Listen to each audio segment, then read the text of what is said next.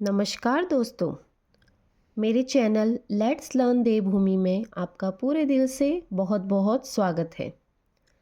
अभी हमारे चैनल पे चल रही है उत्तराखंड सीरीज़, जिसमें वर्तमान में हम बात कर रहे हैं उत्तराखंड के विगत वर्षों के प्रश्नोत्तर।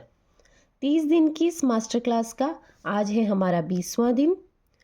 आज के वीडियो में भी आपके लिए 25 वही प्रश्न पूछे जाएंगे या आपके सामने वही प्रश्न आएंगे जो परीक्षाओं में पूछे हुए हैं। उम्मीद मेरी आपसे यही रहेगी कि मेरे से पहले प्रश्नों के उत्तर आप दे सकें। तो बढ़ेंगे आज पहले प्रश्न की तरफ। आज का पहला प्रश्न है, वीरता और बुद्धि किसका आदर्श वाक्य है? तो वीरता और बुद्धि हमारी भारतीय सैन्य अकादमी का आदर्श वाक्य है।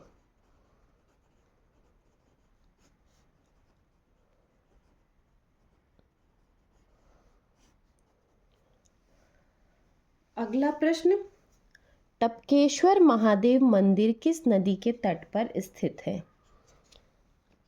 टपकेश्वर महादेव मंदिर कहाँ है? ये देहरादून का एक प्रसिद्ध महादेव यानी कि शिव जी का मंदिर है। अब प्रश्न ये बना कि टपकेश्वर महादेव मंदिर किस नदी के तट पर स्थित है? तो यह तमसा नदी के तट पर स्थित है। आज का तीसरा प्रश्न, अशोक का कालसी शिलालेख किस लिपि में लिखा गया? अशोक के जो कालसी शिलालेख हैं वो हमें क्या मिलते हैं? देहरादून के कालसी नामक स्थान से मिलते हैं। तो प्रश्न क्या है कि वह कालसी शिलालेख किस लिपि में लिखा गया है? वह लिखा गया है ब्राह्मी लिपि में।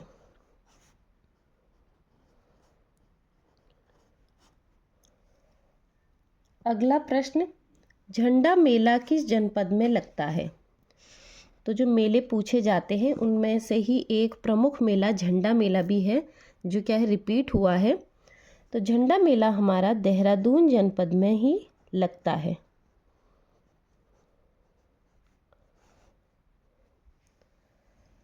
आज का पांचवा प्रश्न, उत्तरकाशी जनपद में स्थित राज्य का सबसे पश्चिमी दर्रा कौन सा है? क्वेश्चन को थोड़ा सा मैंने और ऐड ऑन कर दिया, जैसे राज्य का सबसे पश्चिमी दर्रा ना लिख के मैंने लिख दिया उत्तरकाशी जनपद, ताकि क्या हो, अगर परीक्षा में पूछा जाए कि हमारे राज्य का सबसे पश्चिमी दर्रा किस जनपद में स्थित है तो वो भी आपको पता हो। बाकी परीक्षा में प्रश्न यही था कि राज्य का सबसे पश्चिमी दर्रा कौन सा है। तो उत्तरकाशी जनपद में स्थित है हमारे उत्तराखंड का सबसे पश्चिमी दर्रा, और वह दर्रा है श्रृंगकंठ दर्रा। और कभी डायरेक्ट क्वेश्चन, श्रृंगकंठ दर्रा किस जनपद में स्थित है? तो वह है उत्तरकाशी जनपद में स्थित। अगला प्रश्न, थांगला दर्रा किनके बीच स्थित है? दर्रे अक्सर मैच द फॉलोइंग में भी आ जाते हैं कि कौन सा किस किस को जोड़ता है। तो प्रश्न है, थांगला दर्रा किनके बीच है? यह है उत्तरकाशी एवं तिब्बत चीन के बीच।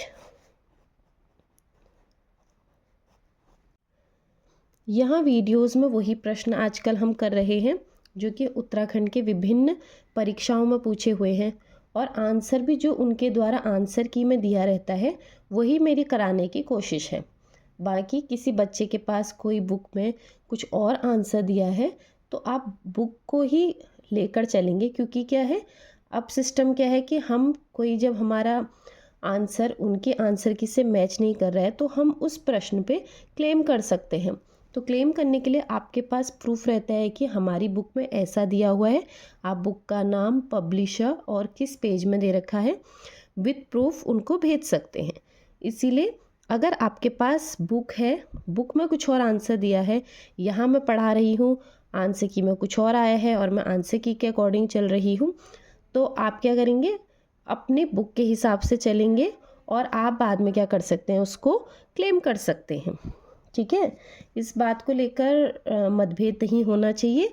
आप क्या कर सकते हैं, जो यूके ट्रिपल एससी या कुछ भी जो पेपर आप दे रहे हैं किसी के भी अंतर्गत आता हो, आप क्या कर सकते हैं उस बुक के माध्यम से, क्योंकि बुक को ऑथेंटिक प्रूफ माना जाता है, गूगल वगैरह को ऑथेंटिक प्रूफ नहीं माना जाता है, तो आप उस बुक के साथ क्या कर सकते हैं आगे जाके क्लेम कर सकते हैं। अगला प्रश्न है, प्रसिद्ध पलेठी का सूर्य मंदिर किस जनपद में स्थित है? तो जो प्रसिद्ध पलेठी का सूर्य मंदिर है यह टिहरी गढ़वाल में स्थित है। टिहरी गढ़वाल में स्थित है। तो टिहरी गढ़वाल में स्थित है प्रसिद्ध पलेठी का सूर्य मंदिर। अगला प्रश्न, टिहरी जनपद का पौराणिक नाम क्या है? टिहरी जनपद का पौराणिक नाम ये मैंने आपको करवाया भी है, वो है गणेश प्रयाग। अगर आपको याद होगा जब मैंने आपको जिला सीरीज़ करवाई थी और टिहरी जनपद के बारे में बताया था तो काफ़ी पौराणिक नामों पे हमने चर्चा करी थी। तो यहाँ पर क्या है, जो आंसर की में दिया था वो मैंने टिक करा लिया। इन केस अगर ऑप्शन में गणेश प्रयाग ना हो और 4 में से कोई ऐसा नाम हो जो टिहरी जनपद का पौराणिक नाम है तो आप वो टिक करेंगे। ये नहीं कि टिहरी जनपद का एक ही पौराणिक नाम है या किसी भी जनपद या किसी स्थान का एक ही नाम है, जिसके बहुत सारे प्राचीन नाम रहे हैं वो ऑप्शन में देख के आप वहाँ पे क्या करेंगे, टिक करेंगे। अब बढ़ेंगे अगले प्रश्न की तरफ। अगला प्रश्न है, भाई बहन ताल किसे कहा जाता है? काफ़ी बार रिपीट हो चुका है और मैंने भी काफ़ी बार पढ़ा दिया है। तो भाई बहन ताल कहा जाता है महासर ताल को। अब ये आप सोचो, ये आपका काम है रिकॉल करने का कि महासर ताल किस जनपद में आता है। आज का 10वां प्रश्न, टिहरी का इतिहास पुस्तक के लेखक है। टिहरी का इतिहास ये भी मैंने आपको शायद करवाया था, मुझे जहाँ तक याद है। टिहरी का इतिहास पुस्तक के लेखक हैं शिव प्रसाद डबराल।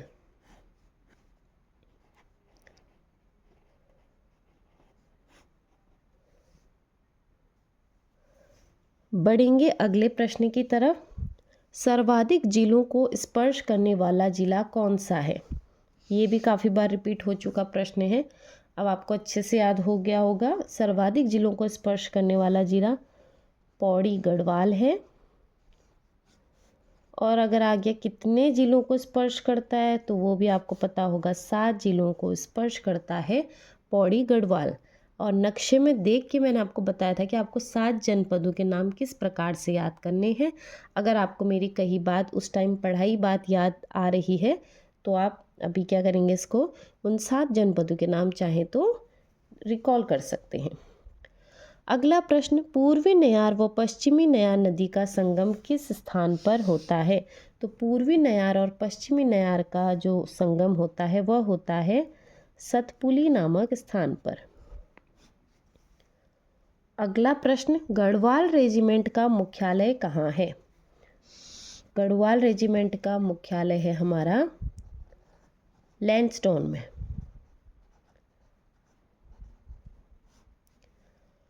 आज का 14वां महत्वपूर्ण प्रश्न, सोना नदी वन्य जीव विहार किस जनपद में स्थित है?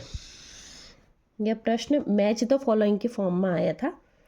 जो पेपर मैंने देखा था उसमें क्या था, मैं कौन से अलग अलग वन्य जीव विहार हैं और यहाँ पर क्या है, आपको अलग अलग जनपदों के नाम दिए थे, आपको उनको मिलान करना था। यहाँ पे मैंने सीधे सीधे आपको सोना नदी वन्य जीव विहार दे रखा है। तो वह किस जनपद में है? वह है पौड़ी गढ़वाल में।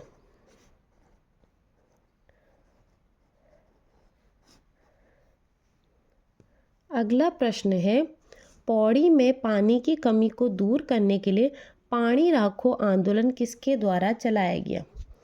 तो कोई भी आंदोलन है उसके जो वो किसके द्वारा चलाया गया है या मुख्य तौर से उस आंदोलन से कौन जुड़े थे, यह प्रश्न बनते हैं। तो पानी राखो आंदोलन किसके द्वारा चलाया गया था? यह चलाया गया था सच्चिदानंद भारती द्वारा।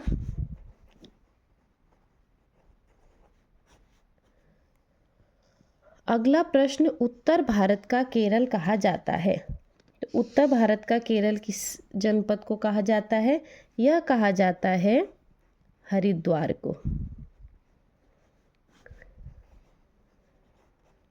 आज का 17वां महत्वपूर्ण प्रश्न, मायापुरी किस जनपद का पुराना नाम है?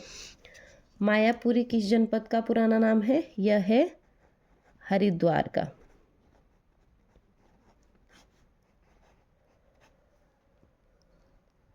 अगला प्रश्न, लंपिया दर्रा किसके बीच स्थित है? लंपिया दर्रा हमारे किन दो के बीच स्थित है? प्रश्न है तो यह एक तो पिथौरागढ़ जनपद, एक तो हमारा आ गया पिथौरागढ़ जनपद, दूसरा आ गया हमारा तिब्बत, इनके बीच स्थित है लंपिया दर्रा। बढ़ेंगे अगले प्रश्न की तरफ। अगला प्रश्न, पिथौरागढ़ चंपावत के बीच स्थित कौन सा दर्रा है? तो पिथौरागढ़ चंपावत के बीच स्थित दर्रा, वही ऑप्शंस देख के आपको टिक करना है। यहाँ पे था लास्पा दर्रा, क्योंकि लास्पा दर्रा बहुत बार पूछा हुआ प्रश्न है, रिपीटेड क्वेश्चन है ये। अगला प्रश्न, उदय शंकर नृत्य एवं नाट्य अकादमी स्थित है? तो उदय शंकर नृत्य और नाट्य अकादमी हमारी अल्मोड़ा जनपद में स्थित है। प्रमुख संस्थान किन जनपदों में है? यह प्रश्न भी हमारी परीक्षाओं में काफ़ी बनते हैं। अब आज का हमारा 21वां महत्वपूर्ण प्रश्न, ट्रेल पास दर्रा किसके मध्य स्थित है? दर्रों से क्वेश्चंस काफ़ी बनते हैं, तो मैंने वही क्वेश्चंस थोड़े से बैक टू बैक डाल दिए हैं, तो आपको स्ट्रेस नहीं लेना है। एक पेपर में एक ही प्रश्न बनता है, पर आपको टॉपिक पूरा तैयार रखना है।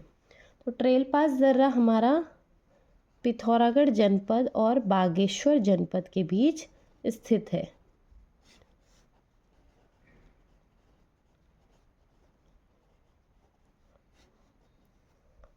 ये भी आपको क्या हो गया होगा, पूरा याद हो गया होगा।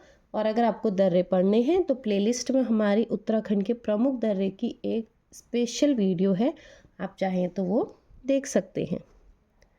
अगला प्रश्न, उत्तराखंड का कौन सा जिला सर्वाधिक तराई क्षेत्र में आता है?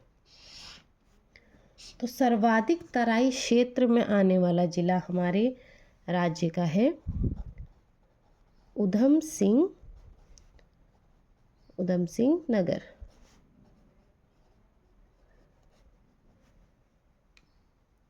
बढ़ेंगे अगले प्रश्न की तरफ। अगला प्रश्न है, कुमाऊं का खजुराहो किसे कहा जाता है? यह भी मैंने पढ़ाया हुआ है शायद आपको। कुमाऊं का खजुराहो जो है वह द्वारा हाट को कहा जाता है।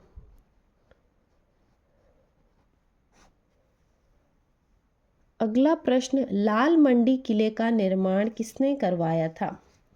लाल मंडी किला हमारा, इसका जो निर्माण है वो किसने करवाया था? प्रश्न ये है, तो इसका निर्माण करवाया था बालो कल्याण चंद ने। और यह किस जनपद में स्थित है, यह आप मुझे बताएंगे। अगला प्रश्न, भारतीय पशु चिकित्सा शोध संस्थान कहाँ स्थित है? भारतीय पशु चिकित्सा शोध संस्थान, अगर जनपद पूछेगा तो जनपद हो जाएगा हमारा नैनीताल। और ऑप्शंस में आ गया करेक्ट जगह का नाम, तो वो है मुक्तेश्वर। मुक्तेश्वर नैनीताल में स्थित है भारतीय पशु चिकित्सा शोध संस्थान।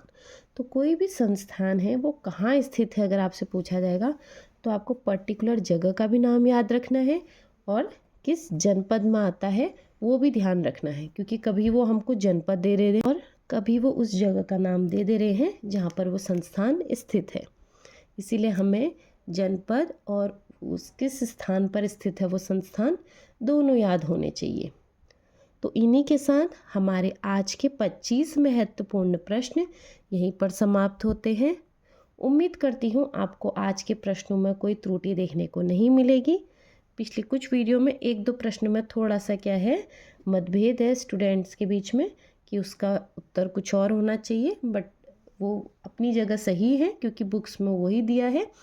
बाकी मेरा जो आंसर था वो आंसर की मैं जो आंसर दिया था वो मैंने आपको बताया है। बाकी हमारी 30 मास्टर क्लासेस ख़त्म होने के बाद मैं डायरेक्ट शुरू करूँगी उत्तराखंड का इतिहास। तो वहाँ पर क्या होगा, जो भी इतिहास से जुड़े प्रश्नों पे डाउट है वो सब आपके क्या होंगे, मैं क्लियर करते हुए चलूँगी। बाकी आप सभी मेरे चैनल से जुड़ रहे हैं और मेरे वीडियो को प्यार दे रहे हैं, उसके लिए आप सभी का पूरे दिल से बहुत बहुत धन्यवाद।